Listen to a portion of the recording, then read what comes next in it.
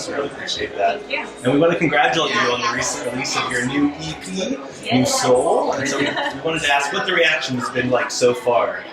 It's been great. I mean, we put an initial focus on one of the songs called Good Day. And Good Day is like an anthem of just joy. It's just a feel-good, happy, clap your hands and declare it's going to be a good day. Simple song, but the response has been a lot better than we expected, so we're excited. Yeah, a lot of kids are dancing to it, and families, and we have like a dance team that choreographed a routine to it, so that's really cool. Churches opening their first praise song with that, stuff like that. Yeah, and then we've had a lot of non-Christians say, man, we really love this music, and we would listen to it even though it's about Jesus, just because it has like a cool, funky vibe, and it's really just a fun album. Every song is fun. It's all about God and Jesus and everything, but it's extremely fun. So. Can you give us a little bit of an idea of how long this was in the making and like what your vision and first dream was for this? Yeah, so what we realized is that I came to know the Lord later in life. I'm not a 21-year-old, in case you didn't know that. But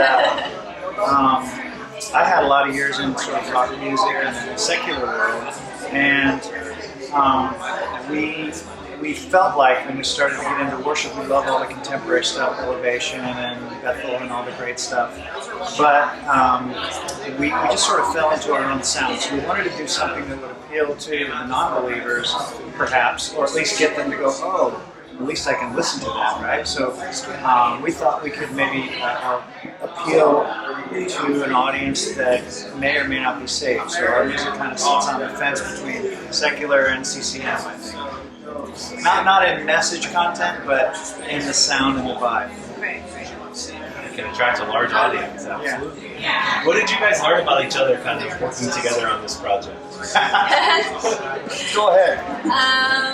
Well, the good things are the bad things, I'm saying.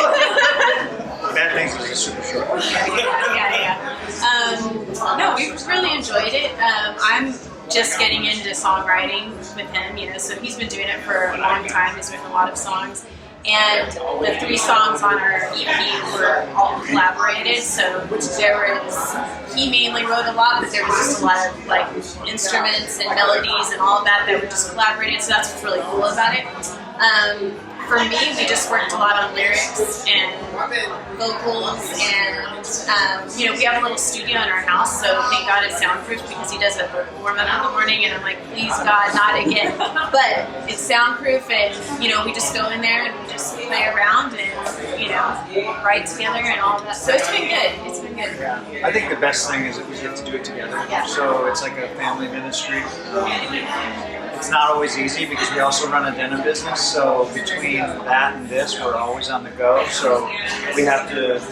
It's great though because we can keep kind of prayer and God at the center of everything and try to stay sane and still have something good to share. So if you only had 1 or 2 words, what would you choose to kind of describe the sound of this page? Fun. Why fun? Why fun? Because, okay, so when I submitted these songs to Bridge Music in Providence, it was really because they were so different from everything else we were doing in the sort of contemporary Christian realm or with worship nights and things like that. But they were kind of like what was authentic to Tyler, Danielle, and I. And it was a bit of a sort of a, I don't want to say a joke, but I sent all 3 of them thinking, okay, these are all 3 oddballs. So we'll pick one. And they said, oh, they like all of them because they're so fun and different. So we thought, okay, maybe God kind of wants us to use that unique sound as our lane for ministry. So, fun. What was the idea behind the title for the album? So where did that come from? Well, it came from, we were just thinking, new soul, new vibe, funky, has a little bit of everything in it, all different kinds of music, R&B, like that kind of music, bluegrassy, like, what's the other one? Rock, funk, soul, country. Soul. So we're like, new soul, it's a new vibe. And then we're also saying, new soul. We're trying to save people's souls, And that was kind of a double-edged. So that's very So success can mean a lot of different things to different people in different situations. What does success, or how do you find success for this EP? Success for this EP. I'll say, first of all, I want to say that dedicate a lot of our own money and time to support our tours and our ministry. So one of the things we don't want to do is lean on the church. So as much as possible, I mean, people like to contribute or pay us and things like that, but we never, last year, every tour spot we made, we flew ourselves there, we put ourselves up, and it wasn't about, you know, a gig or getting something back from the church. So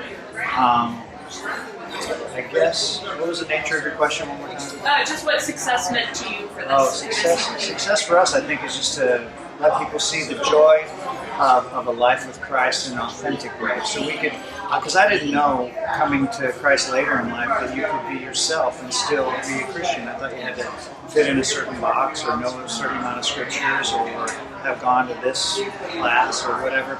I didn't realize God will love you right where you're at. And that's kind of what success means to me, is just people to see and to recognize that they don't have to necessarily change. They just need to get to know the Lord and be their authentic self. And with his story is, I mean, he has, a very unique testimony. I'm a preacher's daughter, so my testimony is like very mild. His is very, rocker guy. He did drugs before. He did the whole Hollywood, like hanging out with tons of, famous rockers and everything, hair band, long hair, all that stuff.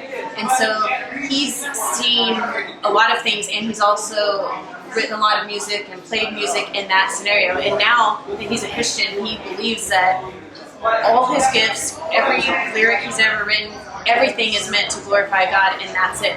And so this passion is something that he's just really wanting to share with everyone, is that's the only reason I'm singing right now, is to help glorify God and tell you about God and tell you about how my life has changed. So that really is our goal, is just to maybe be an example to show people you can live a less than perfect life and have made mistakes, or maybe for me I have tattoos and I've been through a divorce and I've been through a drug addiction, but by God's amazing grace, I've been saved, and later we started a business. We have a worship ministry. We tell our testimony everywhere we can. I got married to a beautiful woman of God. So I think a lot of young musicians in the secular world are misled by the world.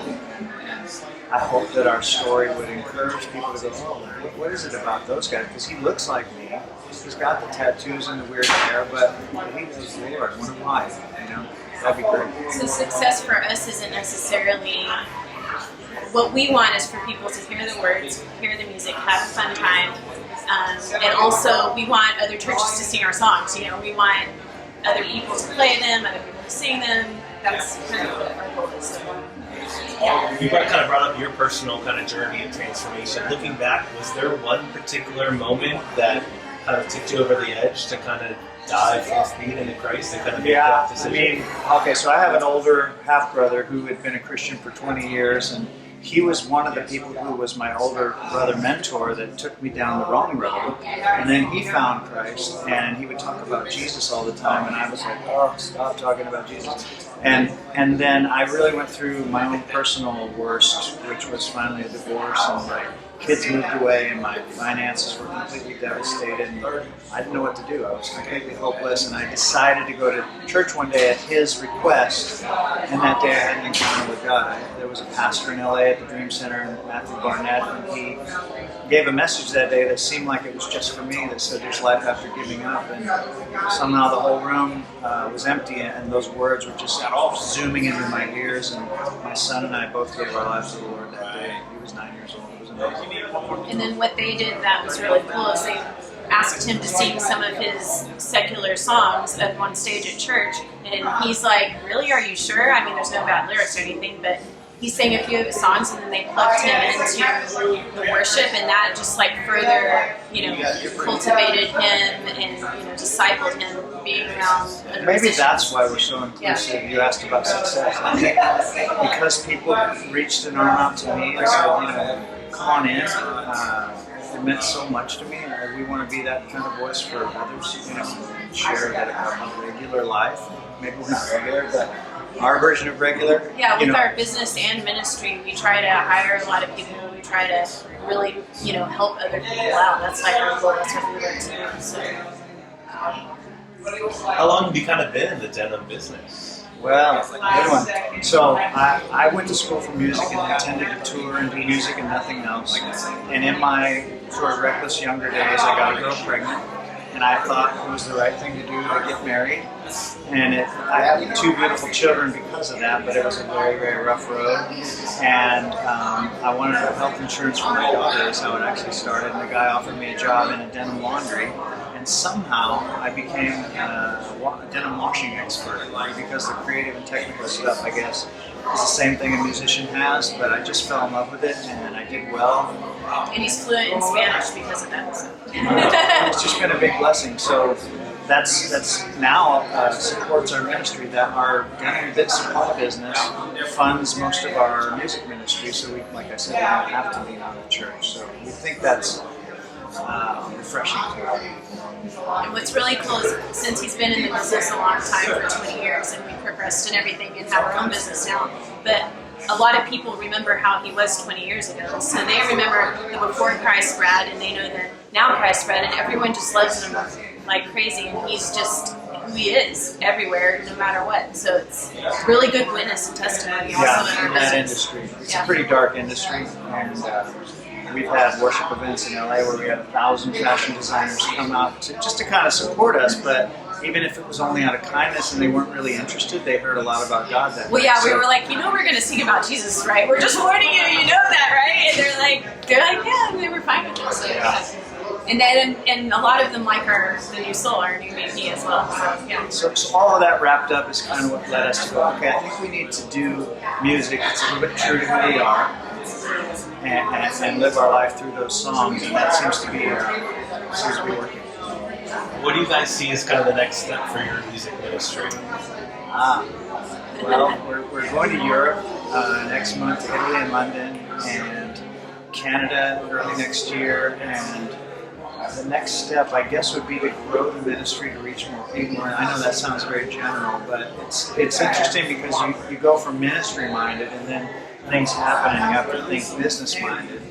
And that's been a unique thing to learn, is how to think business and ministry. And it was a little bit of a conflict in the beginning, where you're like, wait a minute, this doesn't feel. I got to be careful because this isn't when I started doing this, but it is a business too. So we hope to just reach more people. Yeah, we already wrote another song and recorded, and it's ready to come out. That's probably going to come out January, February. And then we are in the works of writing a duet that is, a little bit fun, marriage-based kind of thing. So we're pretty much done with that. We just haven't recorded it yet. So those are 2 things that are happening next year. And then also we're starting last year we kind of called our tour The Unfiltered Gospel because we want to be raw and real and give testimony and things like that. And he says some really raw things sometimes, and I try to. I'm still trying to break out of my shell, but Pastor's kids. Yeah. I'm used to like wanting to look great in public. So, but yeah, we're starting this little like TV, YouTube series kind of thing, The Unfiltered Gospel, where we're going to interview people and give testimony and do some of behind the denim, behind the music stuff. So yeah, so that's going to come out in 2020. Maybe we can interview Christian Beat. Yeah, for sure. Awesome. Turning table. Well, it's great to chat with you guys. We appreciate you sharing your story, and we're excited to see you tonight. Thank you. It's an honor. Thanks a lot. Absolutely. Thank you.